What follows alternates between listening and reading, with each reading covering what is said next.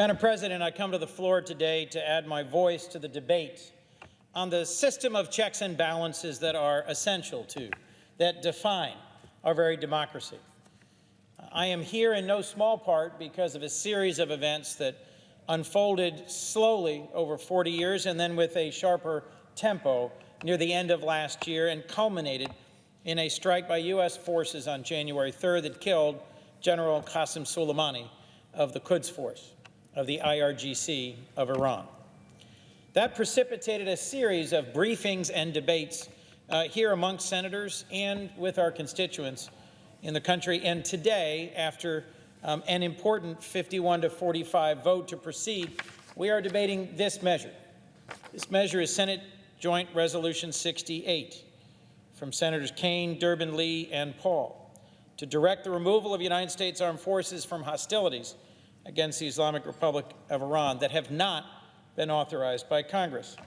Madam President, I want to simply make a few observations today about the importance of the war-making power and the role of Congress.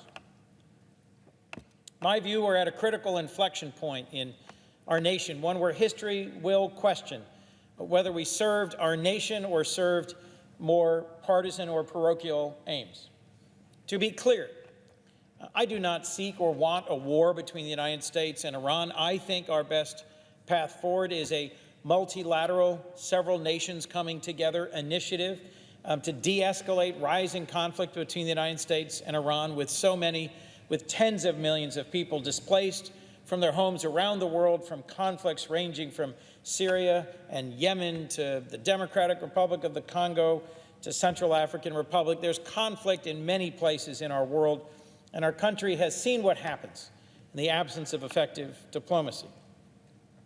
But I came to the floor today really in no small part because in the group briefings that happened after the strike that killed General Soleimani, a number of points were made that I think deserve to be addressed.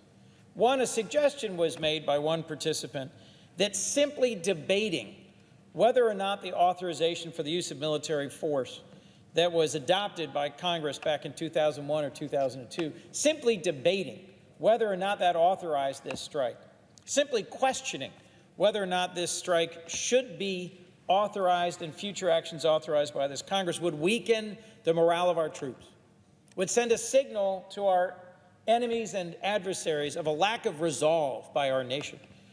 And so we in Congress should simply allow the President under Article 2, which gives to him the commander-in-chief responsibility to simply exercise the overwhelming capabilities of the United States and our tremendous armed forces to keep us safe and to push back on our adversaries. And I don't think anything could be further from the truth. I actually think it strengthens our democracy when we engage in a robust and vigorous debate on this question. I actually think showing that we have confidence in our Constitution and that we in the Senate realize that over decades we have gradually allowed our central role in authorizing war to be weakened, that retaking some of that role is in fact showing confidence in our democracy. So let me be clear up front. I support the men and women of the United States Armed Forces, and I have great confidence in their ability to carry out their mission. I am clear-eyed about the threat that Iran, the Islamic Republic of Iran, poses to our interests, to the region and to the world as one of the world's great state sponsors of terrorism, as one of the great sources of instability in the region, as a country that for 40-plus years has been genuinely opposed to much of what the United States believes in and tries to do in the region. I am clear-eyed, both about supporting our troops and about the threat posed by Iran. But if we are to do right by the men and women of the United States Armed Forces, who we ask to go around the world and to serve us and to sacrifice for us and to keep us safe, we can do no less than to ask whether we are sending them with the full support of the American people. And this Senate Joint Resolution 68 begins with a simple but important finding. Congress has the sole power to declare war under Article 1, Section 8, Clause 11 of the United States Constitution.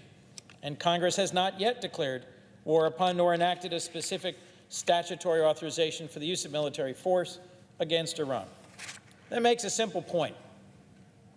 Previous administrations of both parties have overused the authorizations for the use of military force passed here in 2001 and 2002.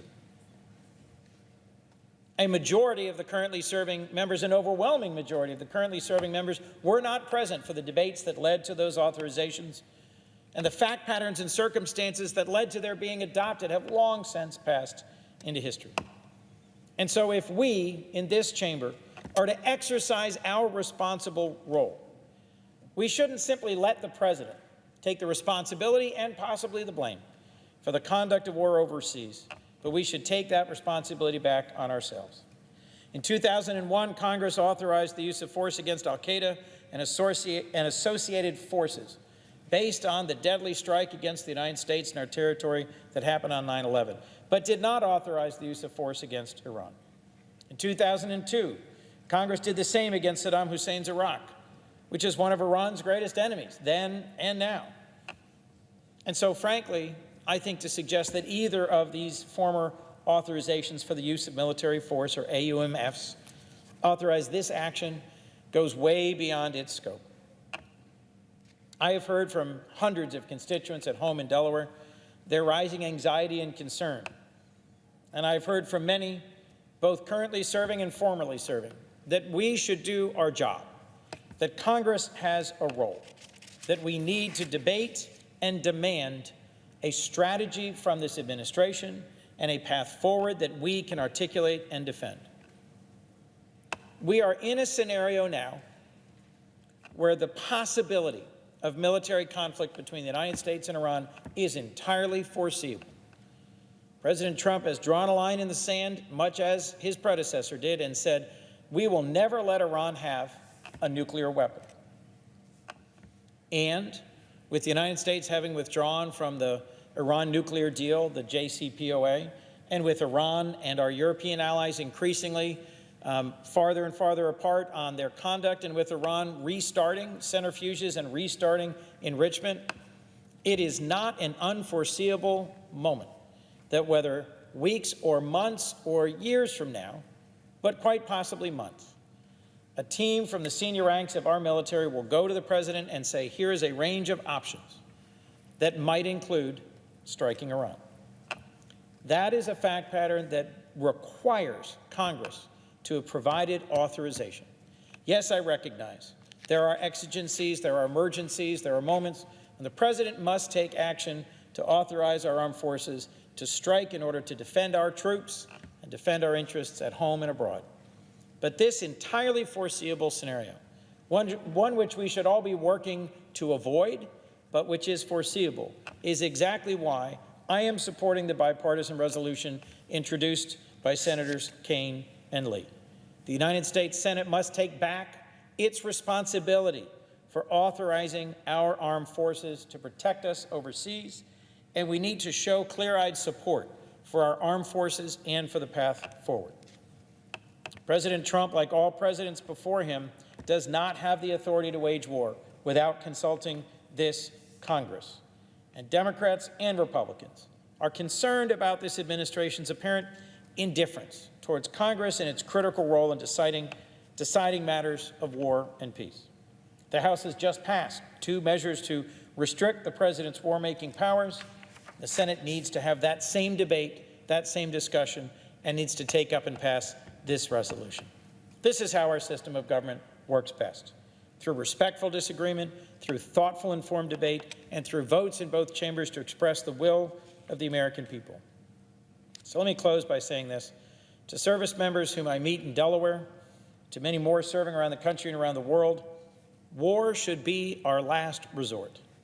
And if diplomacy should fail, in this case or others, I will insist our administration produce a clear strategy and a mission for our troops that our servicemen and women can accomplish, and that our Congress provides our military with the resources and authorities they need.